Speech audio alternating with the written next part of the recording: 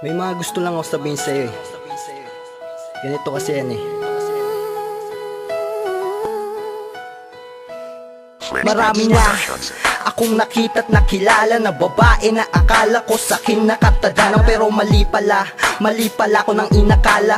Dahil lahat sila sa iba nakatadhana. At ang tadhana ko hindi pala sa kanila. Ang tagal ko nag-antay pero nandiyan ka lang pala. Hindi ko lang napupuna, nasa malapit lang pala, nasa tapat ko lang pala. Pero ngayong alam ko na ikaw pala yung anghel na magpapaligaya sa buhay kong ito na nawalan na nga ng gana. Pinaunawa mo na di ako nag-iisa. Pinadama mo sa'kin na mahal mo talaga. At tinanggap ako kung sino ako talaga. Kaya ngayon ito ako, wala nang hahanapin pa, wala nang hihilingin pa. Lubos na nga akong pinagpala dahil ikaw ang binigay sa akin ni Bathala.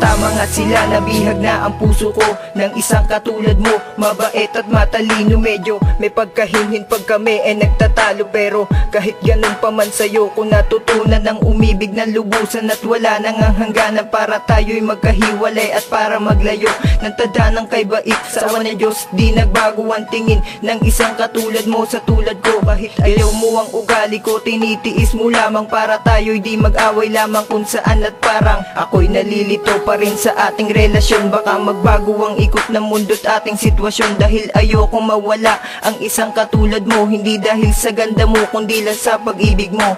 Angelica May Gyaw lang ang lagi kong sigaw. Sa pag-ibig na kay tamis sana'y wala nang bumitaw.